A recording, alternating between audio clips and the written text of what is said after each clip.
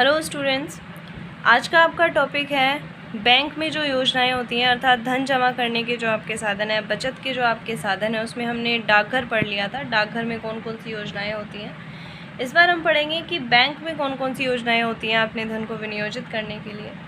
सबसे पहले इसकी योजना है बैंक बचत खाता योजना। वैसे अधिकतर जो लोग यूज़ करते हैं विनियोजन, अपने धन के विनियोजन के लिए, अपनी बचत के लिए अधिकांश लोग जो है वो सबसे ज़्यादा बैंक को ही पसंद किया जाता है और बैंक में ही ज़्यादातर जमा कराया जाता है धन।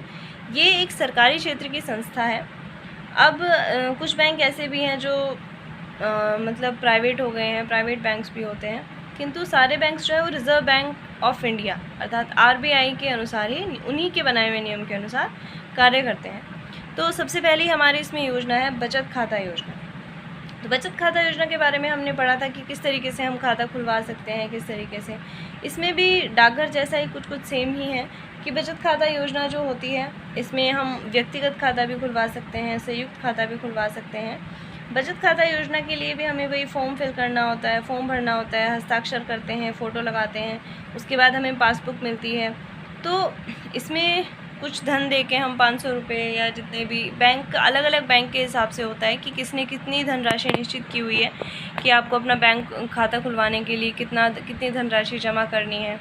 छात्र जो होते हैं वो अगर छात्र के हिसाब से खाता खुलवाते हैं तो वो ज़ीरो बैलेंस पर भी इसमें खाता खुल जाता है। तो बचत खाता योजना तो कुछ ऐसी ही है जैसे हमने डाकघर में पढ़ा था। इसके बाद दूसरी है चालू खाता योजना। जनरली जो पारिवारिक बचत के लिए होती है वो तो बचत खाता योजना ही होती है। चालू खाता योजना जो है ये योजना सामान्य रूप से व्यापारियों के लिए हितकर होती है, अर्थात चालू खाता वही खुलवाते हैं जो व्यापारी होते हैं। क्योंकि इसमें क्या होता है, बचत खाता योजना में क्या होता है कि हमारा धन जो हम निकालते हैं, धन निकालने की एक सीमा होती है और समय की भी सीमा होती है कि आप एक महीने में इतनी बार धन निकाल सकते हैं।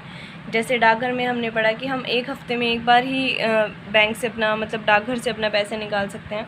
तो जो व्यापारी होते हैं उनको काफ़ी बड़े ट्रांजैक्शन यानी कि काफ़ी अधिक धनराशि जो है वो एक जगह से दूसरी जगह ट्रांसफ़र भी करनी होती है, निकालनी भी कई बार पड़ जाती है। तो ये योजना जो है, चालू खाता योजना जो है, ये सामान्य रूप से व्यापारियों के लिए होती है, जिससे उनका धन जो है वो सुरक्षित भी रहता है और उसको उन्हें ट्रांसफ़र करने में भी दिक्कत नहीं होती।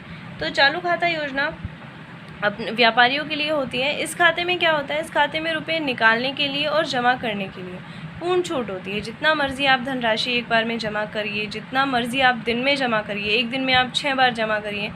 इसमें धन निकालने की और जमा करने की पूरी छूट होती है और धन जो है इसमें से चेक के द्वारा ही निकाला जा सकता है, अर्थात इसमें आपको चेक की सुविधा उपलब्ध होती है। चेक क्या होते हैं, कौन कौन से होते हैं, वो आगे हम पढ़ेंगे। इस योजना में जो जमा धनराशि होती है उस पर बैंक किसी प्रकार का हमें ब्याज नहीं देता और बैंक द्वारा सेवा शुल्क भी वसूल किया जाता है। अर्थात कि जैसे हमने पढ़ा बचत खाता योजना में हर बैंक जो है अलग अलग योजनाओं में अलग अलग दर होती है ब्याज की, बैंक हमें ब्याज देता है हमारे पैसे का। चालू खाता योजना में क्या है, चालू खाता योजना में बैंक हमें कोई ब्याज नहीं देता, बल्कि हमारे धन को सुरक्षित रखने के लिए बैंक क्या करता है, हमसे ही, अर्थात जो व्यापारी होते हैं जिनका खाता होता है, तो खातेधारक से ही बैंक द्वारा साधारण सा ही होता है लेकिन सेवा शुल्क भी लिया जाता है। तो अभी हमने ऊपर बचत खाता योजना, चालू खाता योजना में पढ़ा, पासबुक पढ़ी, चेकबुक पढ़ी। तो ये दो चीज़ें हैं, इनके बारे में अच्छे से पढ़ लेते हैं कि पासबुक क्या होती है, चेकबुक क्या होती है। पासबुक जो होती है वो बैंक द्वारा ही दी जाती है, बैंक द्वारा या डाकघर द्वारा, जहाँ भी हम अपना खाता खुलवाते हैं वही हम लोगों को पासबुक देते हैं। इसमें बैंक, अर्थात इसमें हमारे इस पुस्तिका में क्या होता है कि पूरे खातेदारक का पहले निजी विवरण होता है। निजी विवरण का मतलब है कि खातेदारक का नाम, उसका पता, ये सब लिखा होता है, उसका अकाउंट नंबर क्या है, ये सब उस पर लिखा होता है। इसके बाद क्या होता है, इसके बाद इसमें सारे लेन देन, अर्थात जितने पैसे उसमें से निकाले गए, जितने जमा किए गए, कहाँ किस तरीके से आपने निकाले, तो ये सारा विवरण जो होता है वो पासबुक में होता है। इसमें किसी भी व्यक्ति की अगर हम पासबुक देखें तो उसके खाते की स्थिति जानना बहुत आसान हो जाता है कि कितना पैसा उसमें जमा है, कितना पैसा उसमें से निकाला गया है, कितना पैसा उसमें अभी भी बचा हुआ है, कितना हमें ब्याज मिला, बैंक जो हमें ब्याज देता है, वो सब भी उस पुस्तिका पर अंकित कर दिया जाता है। इसके बाद है चेकबुक। चेकबुक हमारी, अभी हमने पढ़ा कि चालू खाता से पैसे निकालने के लिए हम हमेशा चेकबुक का यूज़ करते हैं, लेकिन बचत खाते में भी हम चेकबुक का यूज़ कर सकते हैं। चेकबुक जो है वो वैसे खातेदारक को दी जाती है, अगर वो लेना ना चाहें तो मना भी कर सकते हैं। ये कुछ मतलब एक बुक होती है जिसमें कुछ चेक्स होते हैं, यानी कि कुछ चेक होते हैं, कुछ चेक की संख्या होती है। रुपये निकालने के लिए हम इसका प्रयोग करते हैं। प्रत्येक चेक का एक अपना नंबर होता है जो उस पर पहले से छपा होता है। उसमें हम अपना जो खाताधारी है वो अपना खाते का नंबर लिख देता है, अपने सिग्नेचर करता है, पूरी तरह से पैसे भरता है। चेक में कोई भी कटिंग नहीं चलती है। चेक अगर हम भर रहे हैं तो उसमें हम कोई भी ऐसे काट पीट नहीं कर सकते हैं। अगर हमने चेक में कुछ भी लिख कर काट दिया है तो बैंक जो है उसको मान्य नहीं करता है। उसके लिए आपको फिर दोबारा दूसरा ही चेक भरना पड़ता है।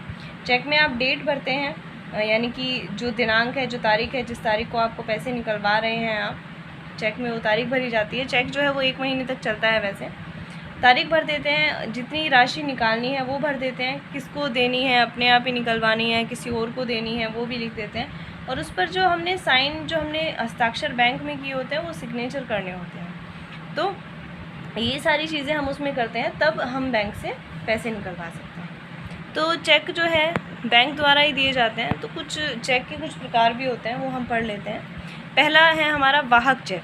वाहक चेक का मतलब है यह साधारण चेक होता है सबसे ज़्यादा।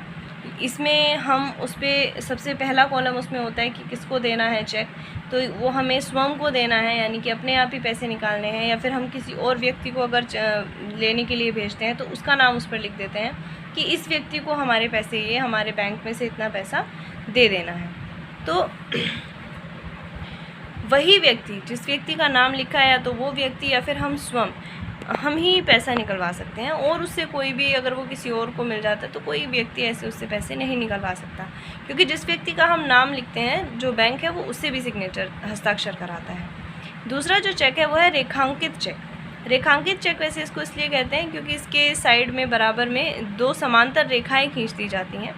इस चेक में क्या होता है, इस चेक में से हमें कैश नहीं मिलता, अर्थात हमें धनराशि नहीं दी जाती सीधे तरीके से। इसमें क्या होता है, इस चेक में जिस व्यक्ति का नाम उस पर लिखा होता है उसी के खाते में सीधे धनराशि को जमा कर दिया जाता है, अर्थात एक खाते में से धनराशि को दूसरे खाते में ट्रांसफ़र कर दिया जाता है। इस चेक में किसी भी व्यक्ति को हम कैश या नगद धन प्राप्त नहीं होता।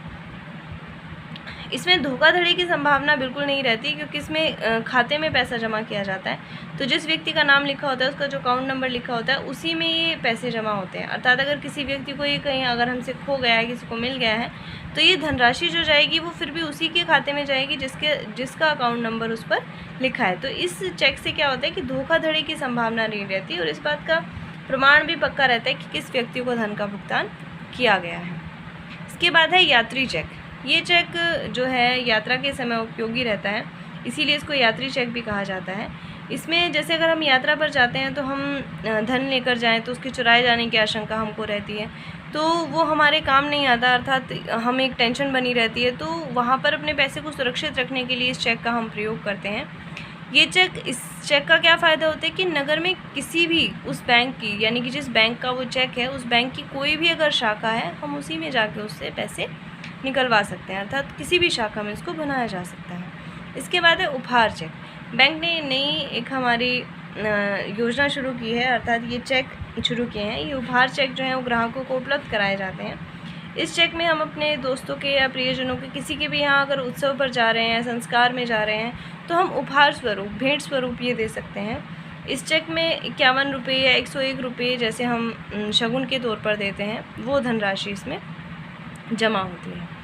इसके बाद हमने 2 पढ़ी, चालू खाता योजना, बचत खाता योजना। उसके बाद हम पासबुक और चेक पढ़ रहे थे। उसके बाद है निश्चित अवधि जमा खाता, अर्थात तीसरा हमारा है फिक्स्ड डिपॉजिट अकाउंट, अर्थात निश्चित अवधि जमा खाता।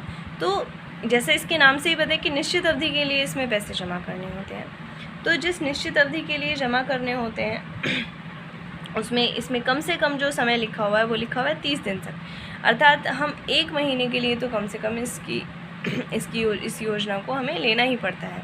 तो इसमें क्या होता है कि यह अवधि जो है वो 30 दिन से लेकर काफ़ी वर्षों तक भी हो सकती है, यानी कि हम 4 साल, 5 साल, 6 साल, जितने समय के लिए भी हम अपने धन को रख सकते हैं। इस खाते में जो धन जमा होता है उस पर जो ब्याज की दर है वो अवधि के अनुसार भिन्न भिन्न होती है। जैसा हमने पीछे भी पढ़ा था, डाकघर सावधि जमा योजना जो हमने पढ़ी थी, उसमें पढ़ा था कि हम अगर 1 वर्ष के लिए जमा करते हैं तो कितनी ब्याज दर है, 2 वर्ष के लिए जमा करते हैं तो कितनी ब्याज दर है।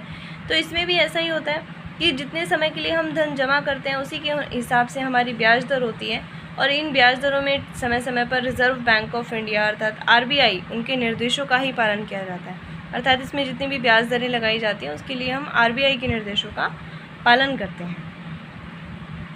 इसमें क्या होता है कि अगर हम निश्चित अवधि अर्थात जितनी अवधि के लिए हमने बोला था 1 वर्ष 2 वर्ष, अगर हमें उससे पहले धन निकालना पड़े, कोई ऐसी आपत्ति आ जाए, कोई ऐसी आकस्मिक ज़रूरत आ जाए जिसके लिए हमें धन निकालना पड़े, तो आवश्यकता अनुसार जब हम धन निकालते हैं, समय से पहले अगर हम निकालते हैं, तो बैंक एक निश्चित नियम के अनुसार हमारे ब्याज में हमारे उसमें कटौती कर देता है, तो हमें पूर्ण ब्याज उसका नहीं मिल पाता है।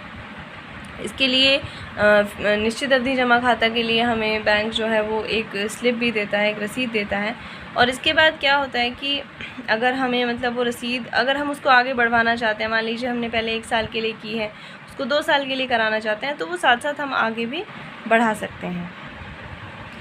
आज की क्लास में इतना ही करेंगे, बाकी जो टॉपिक है वो हम नेक्स्ट क्लास में करेंगे।